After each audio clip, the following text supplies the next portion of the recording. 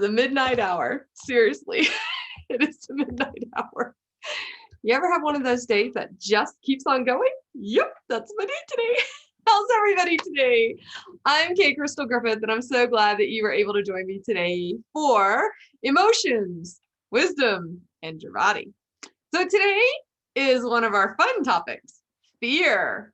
Nobody has that, do they? And today has been a day full of fear in the United States, that's for sure. On both sides of the coin in the aisle, and it's just been a big fat mess. So let's talk about what that fear has done to our body all day today. Now remember, I am just a researcher. I am not a doctor. I do not play one on TV. I am just bringing you some education, edification, and encouragement. And that topic today is fear. So what is fear? Fear is a painful agitation in the presence or anticipation of danger. And if you caught any of the news today, that would have been applicable to everything everyone seemed to be bringing you. And it was highly interesting to see everybody's interaction and response to the fear that they were feeling today. Fear is an unpleasant emotion caused by the belief that someone or even something is dangerous, likely to cause pain, or a threat. And everybody's feeling threatened today from a variety of aspects. A distressing emotion aroused by impending danger. That could be evil, that could be pain, it could be a variety of things. And whether that threat is real or imagined, the feeling or the condition of being afraid still exists. So it's super important to understand fear can be imagined. It can be something that your mind begins to play with. It could be a result of you watching some of those crazy movies that you probably shouldn't have needed to watch when you were a kid or even as an adult, right? So some common fears include fear of failure, fear of rejection, fear of change, fear of public speaking. Nobody has that one. Fear of losing. That could be unhealthy for a completely other reason, a perfectionism. Fear of the unknown. And I think that one was a big one driving today. And ironically, there's also a fear of success. And that falls into self-sabotage. So we'll talk about that at some other time. So is fear positive or negative? It, again, is both. I know you don't expect that with some of these, do you? So the negative side of fear is when it holds you back from doing something that you need to do, and perhaps even something that's positive. Ways that fear is positive is it brings a heightened awareness to your situations. There's an acknowledgement and enlightenment. There's focus, there's concentration, there's preparation, and there's planning. There's choices, analysis, evaluation. You're dissecting the extremes of a situation. You, even with fear, you remove a lot of barriers because in your fear, a lot of people will just push through fear to get to the other side, to almost guarantee themselves a breakthrough. There's breaking a routine with fear. I am going to do this no matter what because it has to happen, right? Opportunities arise. Resources come out of the woodwork when you are pushing through fear. It activates a championship mentality. It also motivates you to build skills that you didn't even know you had. And in 2020, boy, we all came up with a whole nother set of skills that we didn't think we were ever going to have, especially for many people who started to homeschool. All right. So how about replicating breakthroughs? In that fear, we see what somebody else has done and we're willing to do what it takes to replicate what they've done. And you help others overcome their fears. When they see you work through your fear and they see you overcome it, man, it just becomes an inspiration, a fire under a lot of people around you. So never discount your fear. Sorry, guys, we got something in the eye here. And really, it's super important for you to understand how that fear generates within your body. So when you do have the fear and you're trying to work through it, you know that you're not pushing the wrong buttons in your body. So let's talk about the effects. And these are a little longer than the normal, so bear with me. I'm keeping my stories to a minimum tonight. Fear is not necessarily a bad thing. It is an inbuilt human survival technique, really. But yet, fear prepares us to not only react to danger, but we can potentially feel the danger, that gut instinct of something's not right. You get to the front door and the door's unlocked. Why is the door unlocked? And that kind of already starts to kick in this process we're going to talk about. So sharpened functions that might help us survive might be good eyesight, right? So then all of a sudden we can see in the dark. It's pretty amazing what you can see in the dark when you think somebody just broke into your house or you hear that stupid ice maker at 2 a.m. in the morning. Can I just tell you, why is it at times that ice maker goes off and we all hear it at 2 a.m. in the morning and other times we don't? Or how about those smoke alarms at 3:17 in the morning? Only at 3:17 in the morning at the top of the 17-foot ceiling. I hate those things, right? You would think we would have figured those out by now. So what are all the parts that talk about fear and how it interacts in the emotions and the hormones that generate here? So let's talk about that. One, our heart rate increases. Our blood flows to the muscles that make us run faster. Because remember, fear is also completely fight, flight, fear, or freeze, or faint. I have the fear word going here. So fight, flight, freeze, or faint. And so to get out of danger, we have to be able to escape, right? So it instantly sends that blood flow to your muscles to get you moving so you can get out of there. And then what else? So our body can also include an increase in the flow of hormones to an area of the brain known as the amygdala to help us focus on the presenting danger around us. And here's the bad thing about fear. It then stores it in our memory with that flood of emotions, of that flood of hormones that goes to our brain, our amygdala. Because in that moment of trauma, we can tend to solidify that moment and play it over and over and over and over again, like a videotape that we can call up at any given time. And so then each time that we actually play that tape in our head over and over and over and over again, guess what happens? It gets more intense. And then the hormones surge again as if we were back in it, and it could have been years ago. And that is, remember, how PTSD works. And so we talked a lot about that one yesterday. So the entire reaction of fear in our body includes 5 different parts of your brain. Yep, 5 different parts of your brain. It begins in the thalamus, which receives a signal from your body's senses. Remember our 5 senses, right? Let's see if I can remember them. Taste, touch, smell, hearing, and seeing. There we go. And from there are 2 different paths of the fear reaction can take. The low road or the high road. The low road is the quickest. It's the least rational response to a life-threatening situation. If one of those triggers really like a knife to the throat, like it's pretty fast, right? The thalamus then alerts your amygdala. And so your amygdala triggers such emotional responses, it prompts your hypothalamus to turn up your adrenal glands and rush blood to your muscles. So again, you can get away from the danger. And here's the thing. So there are doctors who say adrenal fatigue doesn't exist. And I'm here to tell you, as a person who has lived in chronic chaos and stress in her life for over 25 years, I would not agree with that assessment because I'm pretty sure that many of the things that I walk through are because of adrenal fatigue. And so I can tell you there are many homeopathic situations and ideas and supplements that can help you with that. And I have found some and they do help. So I would tell you, if you feel like you're fatigued all the time, it's usually because your adrenals have crashed and they're staying in a crash state.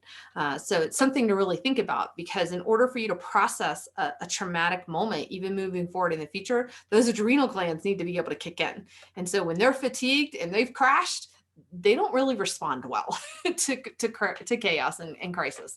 So you do want to, from the inside out, be taking care of your adrenal glands as well. So if the signal is not life-threatening, the brain takes the more rational high road response. If you see something that's not life-threatening, like perhaps that bug that just skittered across the floor, or we live in Colorado and it's cold now and I have seen little furry friends decide to come visit me in the middle of the evening when I'm working on my computer. And I'm like, what was that spot under the chair that just moved? And I know what it is because now I've had so many of them kind of happen in a variety of places I've lived, but it still takes you aback. You're like, wait, I wasn't expecting that to happen. But I can then take the high road response and find the traps, put them out, and we're going to be okay, right? So the amygdala at that point with the high road alerts the prefrontal or sensory cortex. And that cortex alerts the hippocampus and spurs it to compare that current threat to past ones. Is it a smaller spot on the floor moving, or is it a bigger spot on the floor moving, right? All right, because I did have a neighborhood cat come and visit me one day, and I was not expecting that. All right, so it was a little comparison there, and it was a much bigger spot. The hippocampus is your brain's memory center. So again, even in this moment, it's pulling from your memories of having had a mouse in the house before, or having seen another bug on there before. Okay, so it determines that the current fear stimulus is a threat, but it's not life-threatening. You're okay. So the hippocampus heightens your senses to an almost superhuman degree. Didn't know you're the bionic woman or man, did you? And triggers your fight or flight response. But both processes are absolutely automatic. You don't really get to dictate whether you take the high road or the low road. Your body does. And it happens like that. Fractions of a second, probably shorter than I just snapped. All right. So what about this chronic fear that we're talking about? What are those effects? Well, one, big time on your physical health. We're talking about that fear weakens our immune system, and we're really, trying to stress that to people with the choices that our government is making and our state leaders and how to best help us walk through this illness that we're all dealing with right now, this virus.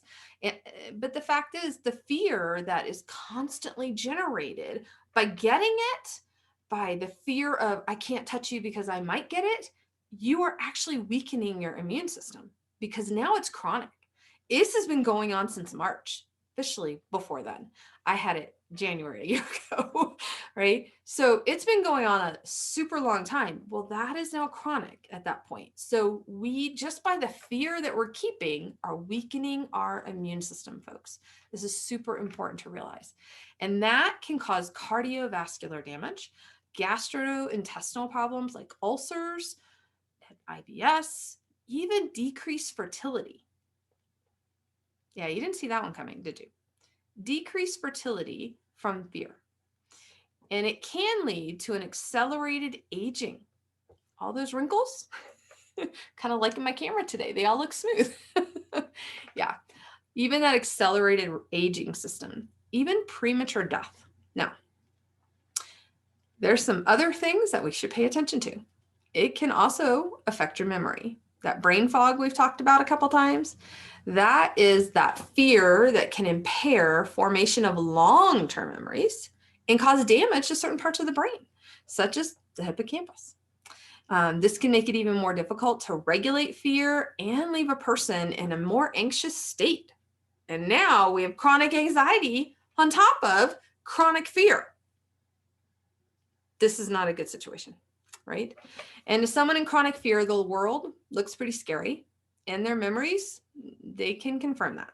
And then your brain, have you heard of the term, your brain plays tricks on you? That's what begins to happen in chronic fear. That brain processing and reactivity. Fear can interrupt your processes in your brain that allows us to regulate our other emotions as well as our fear emotions. And really what's the word I'm looking for? Here's our TBI brain. I can think of it, I can see it, but it is not coming out. So if it dysregulates our emotions, it can also dysregulate how we read verbal and nonverbal cues. So you can begin to make a whole lot of assumptions about a situation, a tone, an attitude, a person, and all of that is filtered through that fear. And so now they're not accurate, right? And so we do need to pay attention to how we're receiving those signals. And then the last one is just our mental health in general. There are some serious consequences of long-term fear, and that's fatigue, Epstein-Barr, depression, PTSD, and a variety of others. Now, there's one other area I want to talk about for just a second. That is generational fear. This is a very real thing. And I know this is going to blow your mind, and I would love to talk with you more about it. I'm just going to give you a brief overview, but I've seen it in action in multiple clients. And it has a new name. It's new science, so to speak, called epigenetics.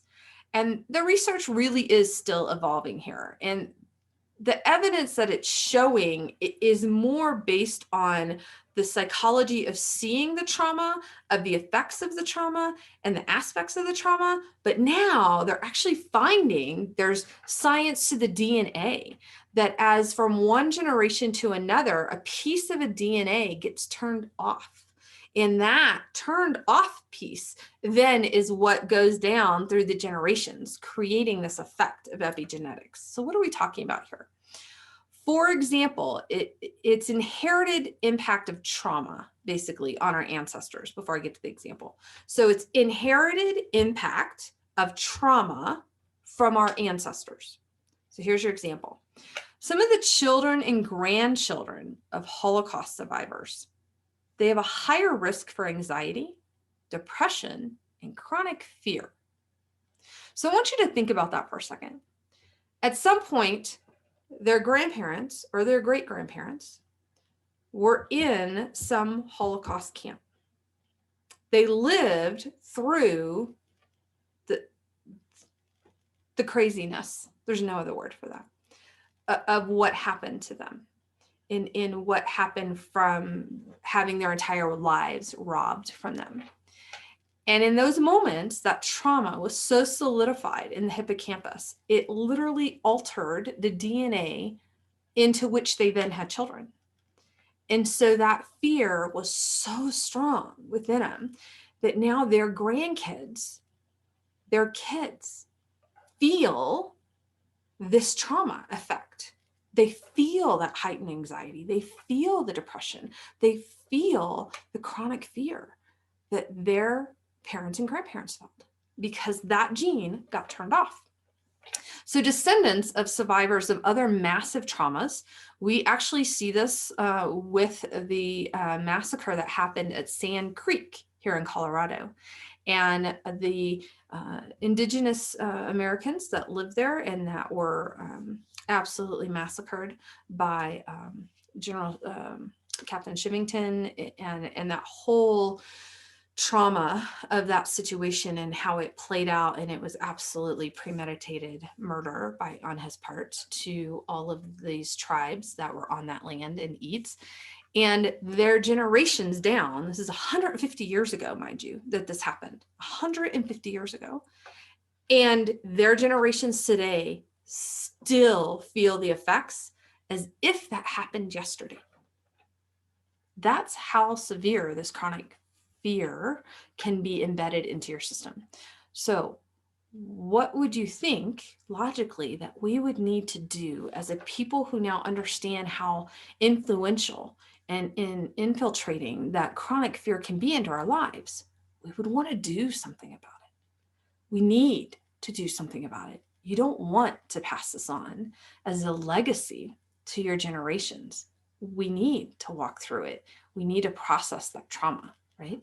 So too much fear can bring paralysis, and we have to figure out what is the driving force behind that fear. Who is in the driver's seat? You or the fear for your overall life? And what is the foundation of that fear? What's that root cause? What triggers the fear? Because there are oftentimes in the work that I do, we have to get rid of the triggers before we can even get to the root, because the triggers are multiplying by millions by the day. And so as we're thinking about that, we have to cut those off. We have to get rid of those, pull those out. Then we can finally get to the root. And sometimes we have to do that. So some say overcoming fear is done just through action, just fortification. I'm just going to do it. I'm going to touch the snake. No, I'm not. I'm going to put my hand in a beehive. I'm not crazy. All right. Big difference. I know I don't need to. I don't have those fears. Now, there are some people who do. Now, if I see a snake in the road, I'm probably going to deliberately run over it, to be completely honest, because there have been many that have tried to attack me in camp, but I don't have like a crazy fear. Now, would I ever be on that Fear Factor show that like they had them everywhere and all that kind of stuff? Yeah, no, I haven't lost anything in my life to go be on that show. Not even for $1 million. I just have rational sense. All right, so let's talk about understanding what makes us fearful. Can also offer some insights, and they can help us to prepare for the fear that we might know is coming, maybe in preparation of having to speak on stage or having to, tonight we had to record a poem for my kiddo and she was like, I don't want to do this. I'm like, okay, what's it going to take for you to put yourself in a calm position? And we had to really think through that for her. And so, sometimes we just need somebody else to bounce off ideas. And so when you, as again, the rational, calm, regulated person, begin to ask some questions of them, they can begin to process, oh, that might help. And for her, all she had to do is put her phone in her pocket.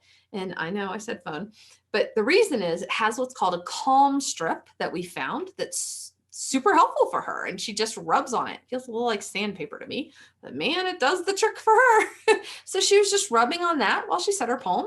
Beautifully done. It was that easy. So sometimes, again, we just need to brainstorm. So in addition, I always come back to finding that root of the fear, processing the emotions around your fear itself, since it is quite complex as an emotion. And God knows where that point of origin came in for that fear, whether it was generationally with that epigenetics, or if it was just in your generation. Okay, it could have been just something you gained from your mom or dad. It didn't have to go back generations back, but it could have. And from that perspective, God's going to guide you through releasing it. And, I can always suggest to you, there are some things that you want to go through together with somebody like myself who has some training in that area, so we can kind of keep you on track and you don't end up down a rabbit hole that you didn't really mean to go down and make things worse. So the first couple of times I would encourage you to reach out to either myself or somebody like myself so we can walk with you through that process and then you can understand better what the process is so you can do it again in the future. Here's my goal. I always used to joke that my goal was to get you off my couch as soon as possible. And I actually did have a couch in my office when we could still see everybody. Because if I'm doing my job well, I'm equipping you with the tools that you need to spot the issues yourself. And I cannot tell you how many times I would love these text messages I would get from my clients and going, oh, I caught another one today. And they knew exactly what to do in that moment when they realized that emotion had tried to get the best of them. And they said, nope, not going to happen today. And they were able to break that agreement with that emotion, break that agreement with what they were kind of looking at. And they were able to walk free. And that is just, I love that. Even from an educator perspective, I loved when my students, I call them all kids, but I taught adults for 25 years, when all my kids would get the light bulb over their head. And I was like, oh, they got it. That's great. Because once you get it, you can't unget it, right? Once you get revelation, you can't unsee it. It's there right in front of you. And that is truly my heart for everybody that I'm talking to right now. I want you to be able to get it for yourself. And I want you to be able to fire me.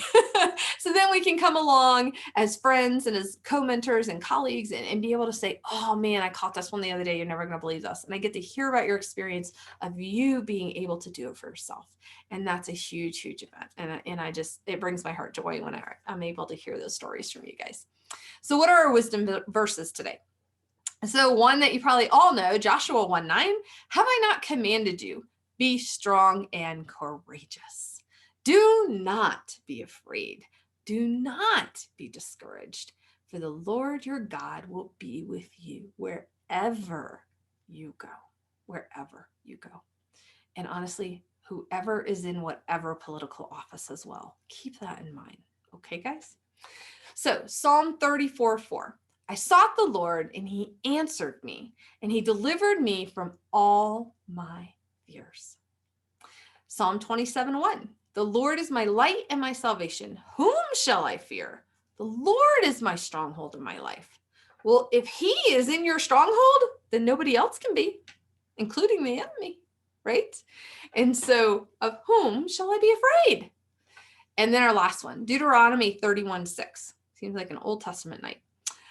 Be strong and courageous. Do not be afraid. That sounds familiar. And do not be terrified because of them. For the Lord your God goes with you. He will never leave you, and he will never forsake you. So what are some other opportunities to think about fear? What are the opposites? Assurance, boldness, confidence, self-assurance, self-confidence, bravery, courage, daring, dauntlessness, fearlessness, fortitude, valor, audacity. I love that one. Guts and nerve. And I want to add one of my own because I'm working on a couple of special things for you guys. And it's called moxie. Yep, moxie. You're going to love that definition. Now, again, how do you use this information that we've talked about with fear today? Remember, wisdom is the hearing, but you need the understanding and the application as well. So here's your 3 questions. How has fear been showing up in your life? It could be fear of not enough, which is called lack. It could be fear you're never going to make it. It could be fear that you're not going to matter. That's the biggest lie of all. And that's your identity. And guess what? You matter. You matter. You're worthy. You should be cherished because you exist. And then our other question is, how has it been, negative or positive, in your life, and why? And how can you transform fear by wisdom, understanding, and knowledge as you walk in it moving forward? How do you use fear to your advantage? So take the scriptures that we talked about, add your name in there, personalize them, and listen to what God has for you. Because he's saying to you right now, be strong and courageous. Do not fear. So join us tomorrow. Our word is surprise. I know. Surprise, which often stems actually from fear. Anybody almost had a heart attack from a surprise party? That's what we're talking about. So let's talk some more about those tomorrow. So join us at kcrystalgriffith.com if you haven't registered to receive more insights and your feelings wheel. And I can't wait for you to join us tomorrow on emotions, wisdom, and your body. K. Crystal Griffith here. You guys have a blessed night.